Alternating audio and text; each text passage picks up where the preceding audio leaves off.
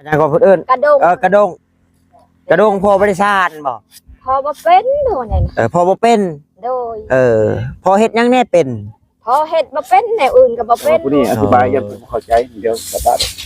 เอาอะไรออกไปเบอร์ได้เจ้าเข้าใจบ่นี่เขาสิบอกไม่ชี้ยัวนี่ตัวนี้น่ะไม่ดังนะออกเล่นประมาณเอาไปอีกเลยเบิ่งแน่พูนกล้องก็เบิดขึ้นจังภาพสุดเนาะเอาให้มันลื่นมาพี่ละวะนี่ฮะหลังสีตัวนี้สมมุติว่าคอนมัน70เนาะอะไร8ซะนะ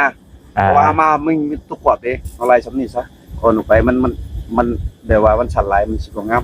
ก่อเฮือนฮับป้อมบ่ครึ่งปล่อยแม่เฮ็ดโอ้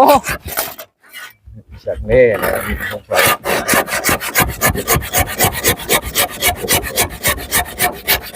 โดดลงหูลงหอยมันได้อ๋อกำหนึ่งเลยไอ้เฮ็ดเอาเบิกเอาเด้อกูได้เป็นลูกไผ่นี่ได้ตีกันรถกับพญานเบิด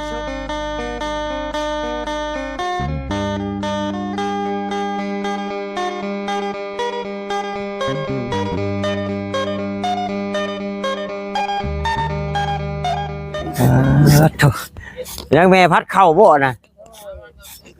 เอ้าชานอันถ้าพ่อชานกระโตกคือบ่เอากระโตกพัดบ่แล้วหน่อย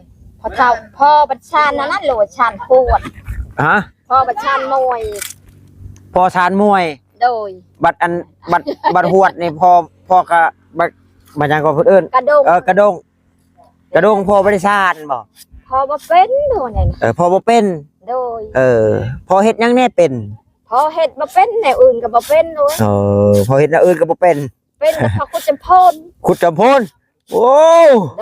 กะลีบาดนี่เอาพัดเอาอันแต่เข้าตึงมันโอ้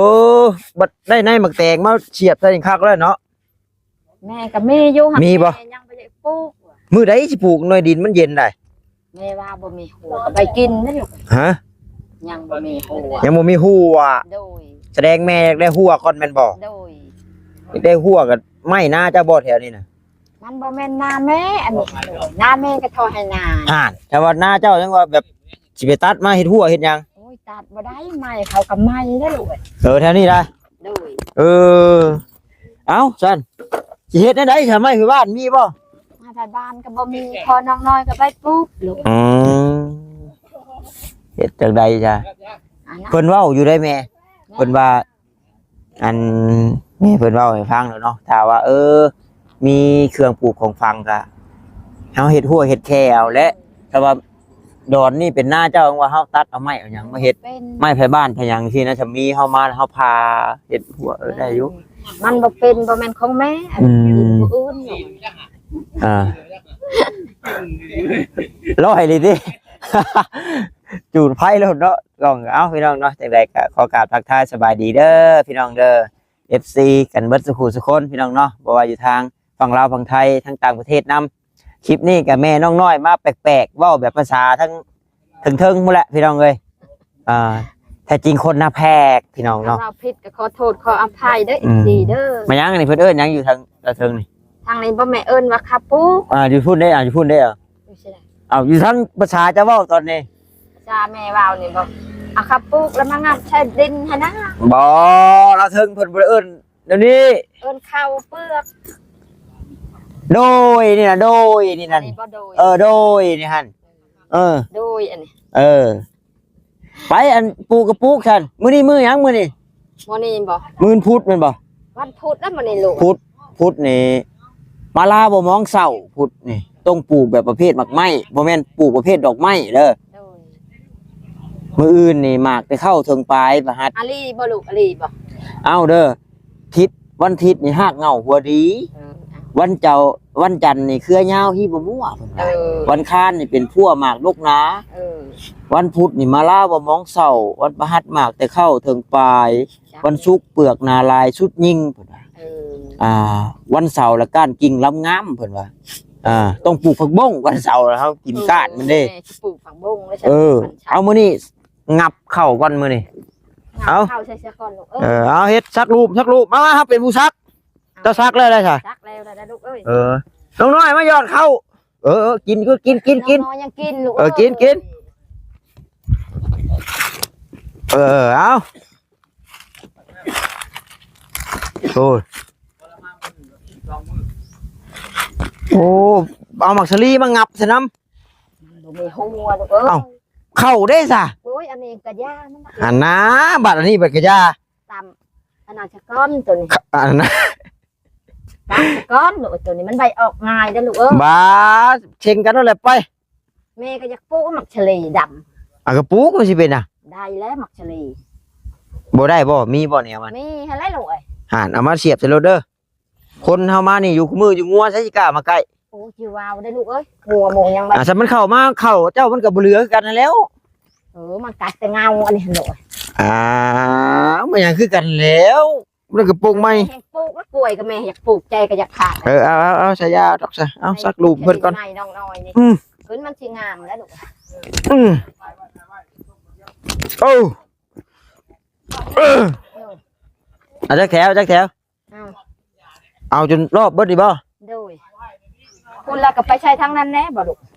เอาอันนี้นะเอาเต็มเลยดิบ่เนี่ย บ่ใบเต็มเลยแล้วไปใช้ทั้งนั้นนะผู้ดินเจือนแม่ทั้งนั้นเลย จะปลูกข้าวนี่ โดยคงลูกว่าดินเอาใช้แต่มันบ่อันนั้นว่ะ โยได้ยินเพิ่นแนะนำก็แนะนำมันว่า โดย อันนั้นผู้ แม่ก็ว่าอยากเอาผู้จังไข่หังบ่พอหมู่เด้อ เอาบ่ได้มีเองบ่ล่ะ บ่มีนะแม่ก็ มีหัวสิไข่บ่ตาก็ได้สิขอมาให้แต่สิได้น้ำเพื่อนก็มีบ่หลายในเดียว แม่ก็มีบ่หลาย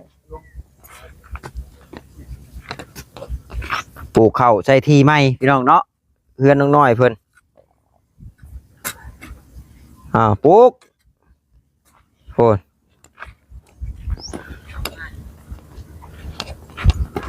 กอหนึ่ง เอาแถวเดียวเนาะลูกเนาะ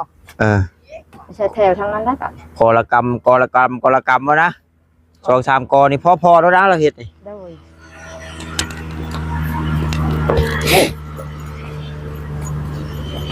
นี่ได้แต่พอแล้วคือบ่มาใส่มันเต็มนี่ ยังแล้วพอเมื่อพุ่นเด้พอบ่เมื่อก็ใช้เต็มแล้วลูก มีล้อเข็นชุกใช่เนาะ โอ้ยมันหักยากกะบ้างบ่มีปูนชินอนนี่ได้อลูกเอ้ย บ่มีล้อเข็น โดย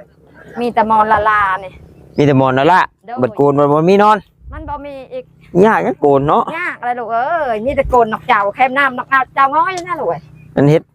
ฮ็ดตะเลียงหามคือข้าวเกี่ยวแล้ว สิเฮ็ดว่านั่นละคันว่าน้องชายอยู่ สำเนียงได้แปลบ่เป็นได้พี่น้องเอ้ย แม่น พอสร้างแล้วหัว เราจักบ่ได้พอสร้างเนาะพอสร้างเนาะโว้ยพอสร้างเราจักบ่ได้ว่ะเพิ่นว่า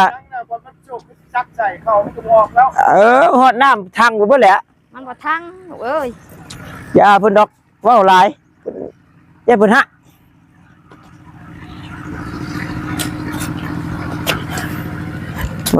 เถอะ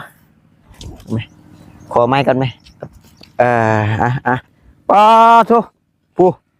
โกนจึงปึ้งอยู่พอสร้างอันนี้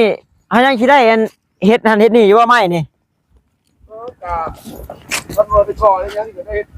จำบ่นี่เอามาเฮ็ดเตียงนั่งเจ้าคักจักนี่ เฮ็ดเสียงดังสิก็ลูกเอ้ยได้ครับลูกว่าวอยู่แล้ว อ้าวเคาะขี้ปูนออกนี่ มันว่างนี่บ่กวบลงบ่ได้บ่ทั้งหน้ากับนี้บ่ เอ้ยเฮาก้นตีเคาะคู่ออกแล้วตัวใด บ่ได้เห็น เอานี่น่ะไม้เฮาก็จะอึดซักน่ะคู่โผล่อยู่เฮ็ดลักมันก็ ตัดเอา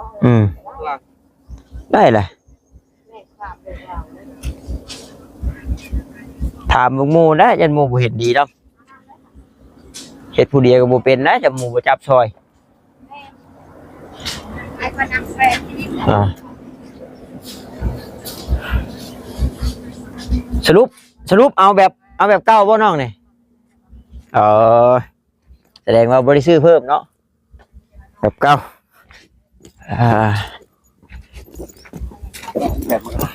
ความสูงเท่าไหร่พอทาง ไล่มาก่อน ไล่มันก่อนดิยันว่ามันนี่โพดดิสรุปเอา9 เสาคือเก่าเนาะ จะจับอยู่ที่ใจไล่ออกคือเขา ถือว่าลงหลอกลงรอยเลยเด้อพี่น้องเด้อบ่ได้มีการเปลี่ยนแปลงหยังเอาแต่แบบเก่า จิ๊บเอาลง เพราะว่ามื้อเช้านี่เบาน้องบัดชัยว่ามีผู้ใหญ่เพิ่น จากซอย 80ซะ ซื้อเสาออกอีกว่าซั่น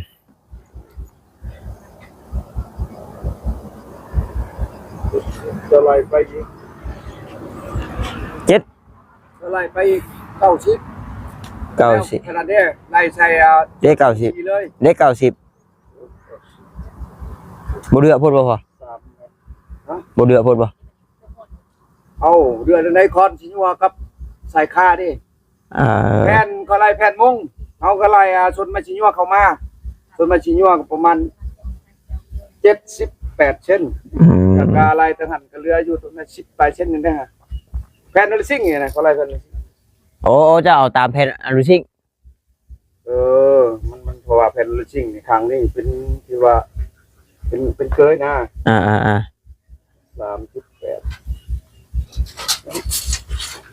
38เจ็ดไว้เด้อ น้อยได้หมอกอีกแล้วน้อยปั่นกันเด้อ 4เป็น10ทางว่าแท้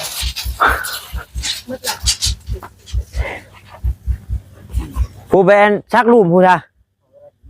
คุณทำคุณแล้ว อ๋อน่ากลัวเบิดเลยไหมเบิดเลยเข้านะพี่ให้น้องน้อยว่าอันปลูกน้ำแน่เพราะเป็นที่ท่าน้องน้อยมาความเบิดสูงว่าหรือตามเฮ็ดเอา ย่อไม่ก็ได้ย่อไม่ก็ได้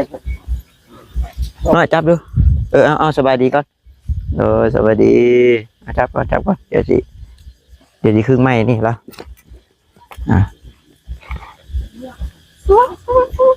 ไม่อยากเห็นขักบาน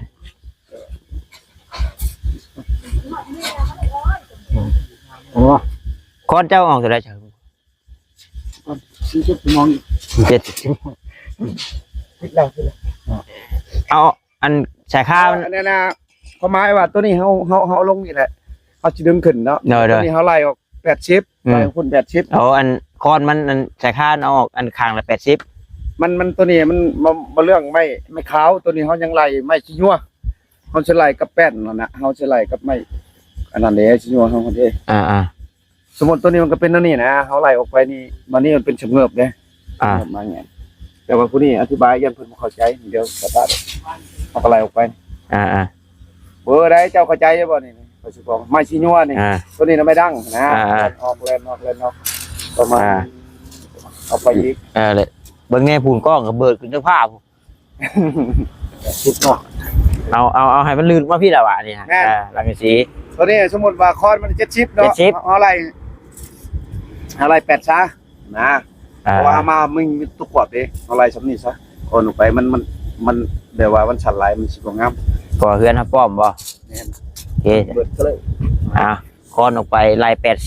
80เพราะว่าแล้วสังกะสีเขามาส้นอีกเด้พักหนึ่งพี่น้องเนาะอยู่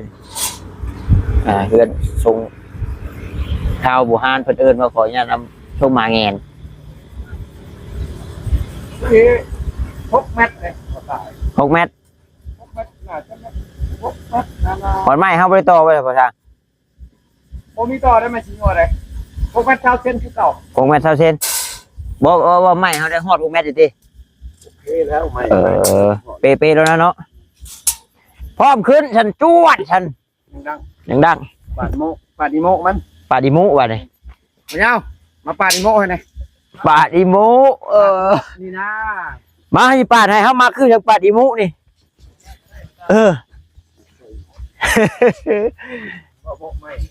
มุกไม้แต่ว่ามุกนี้ไม่ดัง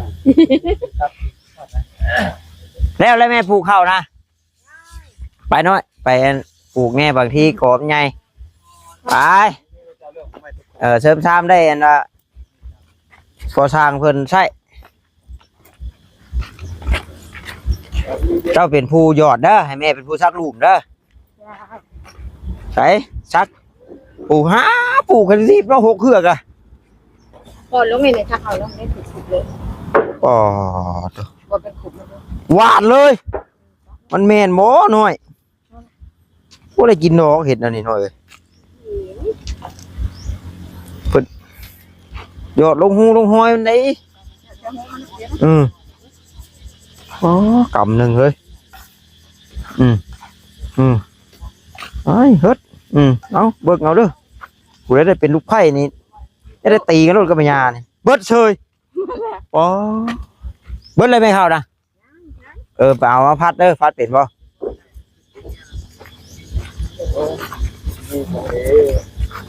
เข้าที่กระตา เดี๋ยวไม่ครับบริกบเนาะยามันแล้วมันจังหนาเด้ นายโยใหม่ทุกซอย เห็นเมย์เจ้าพัดคนได้พัดเป็นบ่โอ้รีบบอกจัง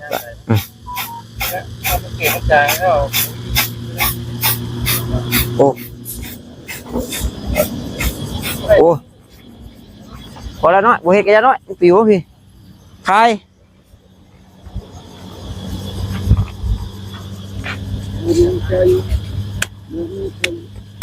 เป็นยังไล่บ่แล้วอีกแล้วพี่น้องเนาะให้เพิ่นไล่ลงโตก่อนถ้วยนึงนะแม่นมันพอไปเลยได้หน่อยเดินทำนี่นะใส่คุมละมัน20 มิตรกับโอ้ยแบบออกนะอันนี้รถเบิ้งหาเข่านะพี่เรือจนล้นถึงว่าปากคุมพี่ว่าแล้วสูดไปสูดมันเนาะ น้อยเลยแล้วก็ข้าวใหญ่ดู น้อยได้ก็เข่าใหญ่เอาละว่าแห้งสิบกแตกกอตื้มแล้วมันง่ำกันโพด หลายก็ โอ้ท่านเพิ่นก็บอกว่าดำทีได้กลางดำห้างได้ห่วงเลยเฮ้ยพักบ่น้อยมากบ่ใช่ไหมใช่เห็นไหม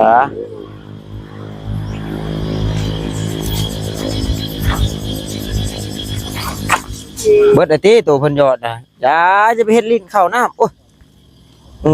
แล้วกับป้าไว้ต้องหาวาดมันพี่ป่ะพี่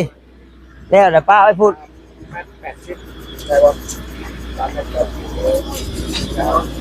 ทางนี้ 3.8 เมตรจับเป็นมือกล้องสีดีเด้อเป็นมือกล้องสีดีให้เห็นคือสายผ้าได้เบิดอยู่ที่ตัวแดดจับซอยเพิ่นนี่พอบัดแล้วพอเข้าใจนี่เห็นว่าบ่กินฮะตัวเช้าหมูยอแม่ไม่ใช่ตรงนี้90ผมคือเป็นอย่างครับน้องใหม่ไม่มั่นใจแล้วบ่บัดนี้ว่าส่วนเทิงมันสำกัดหรือว่าบ่ได้เอาความเที่ยงบ่ความสูงทำกันกับเพื่อนของผู้หญิงละเบาเชียร์เพิ่นบอกเลขนะเลขคนเช้าจี้เขาใกล้แกพออันนั้นตัว3.80 เมตรนะมันอย่างนั้นใช่ป่ะครับโอ้แผนมุ้งขังนั้นบัตรตัวเฮือนนี่6 เมตรเช้าที่ถามมาแม่นว่าขี้โชได้จากฮู้เลยพี่น้องผมยาวพอเฮาเชลจะแผนเท่ากับพอเฮามีประสบการณ์มันก็ทำกันกับเพื่อนน้องอูนี่ฮะเป๊ะเลยมันป่ะทำกันเพื่อนน้องน้อยจักเมตรคูณจักเมตรเบิดตัวเฮือน78 6 7โอ้6 คูณ 7เพื่อนน้องอูกับ6 คูณ 7ช่างมันคือน้ำตัวชิต่อออกไปเพราะแรกกับช่างกระชีนะเพิ่นเท่าไรจะเฮือนน้องอูน้องอีนะมันอาจจะมัน7 แผ่น8 แผ่นหมดบ่แล้วอันราคารวมน่ะเพิ่นว่าจะพังอยู่บ่บ่ข้างมึงนี่ก็ซ้ำสมมุติว่าตัวนี้มันก็ซ้ำกันสมมุติว่าตัวนี้8ทางนี้ก็8คือกันนะก็พอดี16น่าจะมันอยู่ในดินเพิ่นแจ้งลืมดูเบิ่งแต่ว่าราคาน่ะลืมแล้วเนาะเฮาก็บ่ได้ถามมึงในห้างแต่ละห้างมันบ่คือกันนะบางบ่อนก็เม็ดเม็ดละ100บางบ่อนก็เม็ดนึง100นะมันบ่แน่นอนน่าแต่เขาก็สร้างไปดาวเม็ดละ100 บาทบ่แผ่นมุงแผ่นลบอีกบาทน่าบ่ต่ำแล้วอันหมื่นกว่าๆเนาะไล่เบิ่งฮู้จักเป็นสมมุติว่าตัวนี้ก็380นี่อันนั้นน่ะ3 เมตร 80เฮาก็ไล่แผ่นนึงก็ตกอยู่เมื่อค่ำอยู่แล้วว่าแล้วแต่หมู่พามื้อโดยเมื่อค่ำอยู่บ่แก้วเรียกเบิดนี่แหละโอเคเมื่อตะเว้นแล้วอย่างว่า ตักน้ำตักในหนึ่งข้าวปลอดภัยแล้วอยู่เดียวกินเดียวข้าวก็ยังบ่ได้มาคันที่อยู่ก็ได้ที่มื้อนี้มันได้แม่นหนึ่งข้าวกินเองเนี่ยปลาเมื่อวานนี่จนเน่ากินมื้อเช้านี้ เอาใจว่า เอาแบบทำน้อยๆมาว่า พอแล้วมาก็อยู่เฮือนพุ่นแต่ว่ามันเป็น2-3บ่อน3จุดเด้จุดหนึ่งก็อยู่หน้าลุ่มก็ช่องไอ้น้องเขาอยู่น่ะก็บ่ได้มีผัวเมียข่อยก็ เก่ง ไปอยู่นำเพิ่น เก่งพี่น้องเนาะหลายคนเพิ่นก็พอสร้างเก่งเฒ่าแล้วก็ปวดได้ลูกว่าซั่นอันนี้ผู้เพิ่นขี้ง้อตาง แม่น ผู้เพิ่นเห็นดีแล้วโอ้ดีใจกับเรา ข่อยนี่เข้าใจข่อยเฮ็ดเวียกข่อยสิเคลียร์ครั้งนั้นครั้งนี้ยามกินแล้วมันแซ่บเด้กินหลายคนแบบจุหลายคนก็ม่วน เพราะว่าเข้าใจแล้วผู้ที่เราบ่เคยมีลูกบาดนี่ แม่น แม่นแล้วผู้มีน่ะเนาะพอเนาะผู้ท่านมีโอ้ยเฒ่าแล้วสิเอาไปยังวะ หักเงินว่าได้ โอ้เคย บ่ยังบ่ได้ก็สิช่วยน้ำเบานิ้วแล้วว่าสิไปลมบ่เห็นลมเทื่อพุ่นเราเฮ็ดเวียกกับสวรรค์เราว่า2ล้านปลายนี่แหละยังบ่ได้เคยมีผัวก็บ่เคยลมผู้เบาแบบน้อยๆนี่แหละ จักปีได้น่าจะ17นี่แหละ17 18มหามก็ยัง14เด้ อ๋อแสดงว่าบ่ขออนุญาตเนาะแสดงว่าพอเราก็เคยมีเมีย แม่ มีเมียแล้วจังมาพ่อกับแม่ซุกเข้าใจแล้ว ไปเรียนหนังสือก็จบม.4 ไปแล้วลูกคนทุ่งไงจนได้มีวิชาพวกทำ2เทื่อเลยเนาะ 2เทื่อเลย 2เทื่อเอาไม่ได้ตัดไม้เฮา ตัวใด การบาดนี่ มาตัวใดสิให้น้องน้อยตัดให้นี่ฮะอันใดก็ว่าคอยผู้เดียวฮะคอยหางมีผู้เดียวนึงลูก ตามโตบ่นั่นก็ไล่ลงไปอีก นี่ดอก 80ก็บวกขึ้นมานี่ก็ชีวิตกระ เอาเล็กสปาให้เพิ่นน้อยไว้ ปูตัดคุณ ไปตัดอยู่ห่มใช่ต้องให้มีแนวเฮ็ดจังบ่เหงาเห็นบ่ถ้าแม่คือระว่างเวียกแล้วเหงาบัดนั่งโซมเซมอยู่เบิ่งคือคนบ่มีเวียกนี่เนาะแม่เนาะมันต้องมีเวียกเฮ็ดตลอดเด้มันจังคือคืนเนาะแม่เอาบ่เฮาสิพาเวียกเฮ็ดจังหน่อยนี่เฮาสิพาเฮ็ดเตียงจังหน่อยนี่จำสิแล้วเด้บ่ดอกบ่มีเล็กกระปอกกระปู บ่ว่าได้พื้นอันนั้นเด้ บ่มันเปลืองของพ่อสร้างเพิ่นเฮ็ดเรือน แม่มาถึง ไม่มาหาคือยานางแม่มามัดนี่เก็บ หายากเพื่อจะนาง มาหาคือยานางทรงพระ เอาง่ายดอกจุ่มเฮานั่งใส่ก็ได้ปูฉาดปูแพ้เจ้าก็ถือมาแต่ฉาดเด้อมื้ออื่นเด้อ บ่มีนะชาติ บ่ยากแค่จะนี่ก็มันจังบ่เปลืองเล็กกระปอกกระปูให้เพิ่นเฮ็ดนิ่มแล้วก่อนน้อยเล็กกระปูบ่พอ จังมาไม้แบบคันว่าคือไว้เกี่ยวคือไว้จังมานั่งอันว่าคือข้าวเกี่ยวไล่ถิ่นตั้งแต่โดนนะพ่อจ้าง พ่อสร้างเด้จ้ะ ก็ดังๆนี่ตัว พ่อสร้างนำก่อนบ่ทัน บ่ได้ยิน เนาะจับสิตัดให้นี่ 80 เข้าอยู่บ่เอ้ยตัวนี้พ่อสร้าง ลอง เบิ่งอ่ะ เห็นว่ามันแหลกๆเดี๋ยวบ่พัด3ทีเป็นกินแฮ บ่ไหวเด้อซำเละๆนี่ พี่น้องบ่แว ขาวๆแค่นี้ ลอง ดำๆดิมๆนี่บ่ชงบ่มั่นใจแม่นบ่ ลองมึงดู โยน่ะเฮ็ดอุลุดอยู่ซิดอก คุณก็ว่าคือนี่แล้ว ข้าวได้ขาวอยู่นอกจับต้องได้ขาวนะ ยังก็แต่ว่าพูดกันยากด้วยเราแล้วเป็นฟังว่าขนาดรถเดียวนี่ คักเนาะเฮ้ยเนาะคัก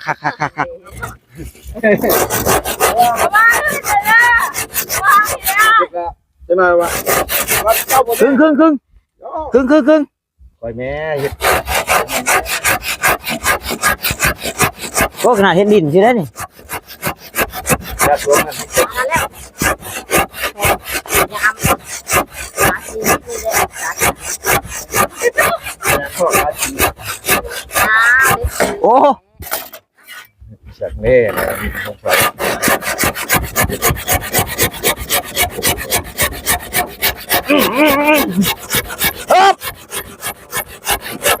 เป็นดวงอีกนะ คมมันหนีบละ ให้เย็นๆนะประตายว่า โอ้คือสวดๆเนาะโอ้สวดๆเลยโอ้ตัดเป็นเลย เอาแท่งครับ โอ้สวดกลางอันนี้ มันบ่ผิดบ่ ยังบ่ทันได้เข้าสาร อืม ไม่ได้สวด บ่อันแรกว่ายันผิดเลยนะเฮ็ดตัดเบิ่งค่ะเอา ไม่ได้สวดแล้ว ตัดเบิ่งเอามันฮ้อนแล้วก็ ให้น้องน้อยตัดบ่ซะ ตากินแข็งใบเปล่าเนี่ยนะลูก โกนบ่ ก็จางกินแข็งใบเปล่ากับตามันก็ได้นั่นนะ เออ ไม่ใช่โกนบ่หรอผมจะผิดมันโกนบ่ มันก็แม่นเท่าแล้วมันก็เปลี่ยนจิตตัวละ ครับนี่แล้วเพิ่นเราเบิ่งคนเข้าบ่ฮานเพิ่นว่า ลูกเขยสอนพ่อเฒ่าเป็นอะไรจังว่าซั่นบางคนก็เฒ่าซื่อเฮ็ดบ่เป็นเด้แต่ว่านี่ผู้เพิ่นเฒ่าแล้วเพิ่นเป็นแล้วเฮามาเบิ่งบัดเอาบทเรียนนำเพิ่นเอาจักหน่อยเลยเฒ่ามาเลยเฮ็ดบ่เป็นเลยบัดได้ลูกไผ่ลูกเขยแล้วเขาสิสอนเฮาอะลีได้อีกจัก10กว่าปีข้างหน้านี่ได้ลูกเขยลีได้นี่ว่าผู้เฒ่าประเทศยังบ่เป็นลูกเคยสอนได้บัดนี้ฮะเอาเลยเอาล่ะเบิ่งว่าผู้ยิ้มเป็ดอยู่ใส่โดนเพิ่นจะอ่อนคนมีโดนเลยเนาะเพิ่นเอิ้นโดนหรือโดน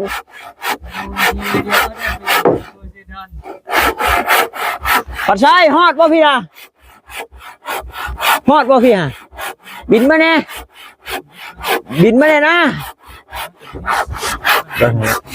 มือกล้องเขาก็นั่งจื้อคืออยู่ว้าวโดนก็ไม่ได้หันใช่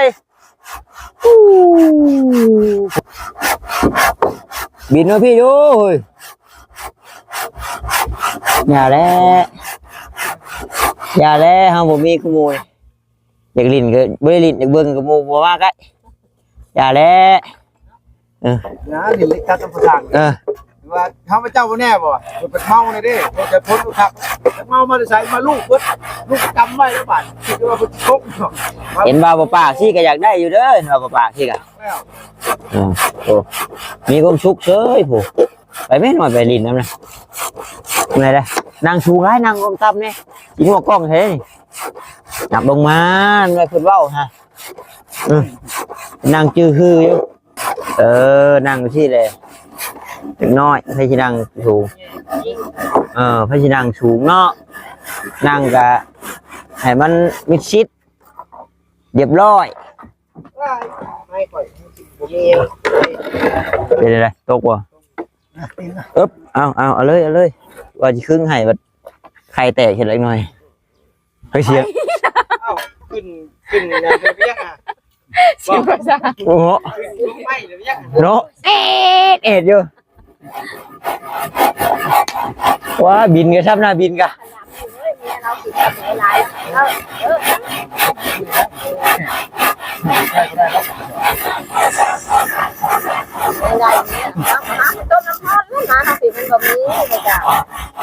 เอาไปไว้นะโบทางโอ้ยว่าอายุยังอ้ออยู่กันเลยโอ้ย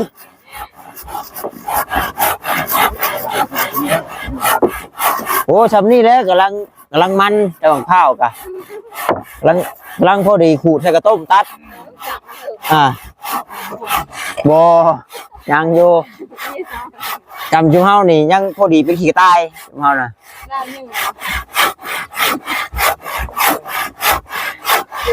ยอม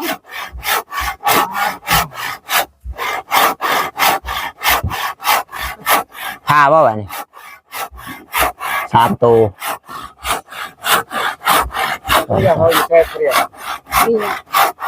จังว่าเด้อเฮ้ยพวกมันพันอยู่พุ่นพันอยู่หาให้เราแน่เฮ้ยจักบ่ปะเรียอันนี้นี่จักอันนี้กะ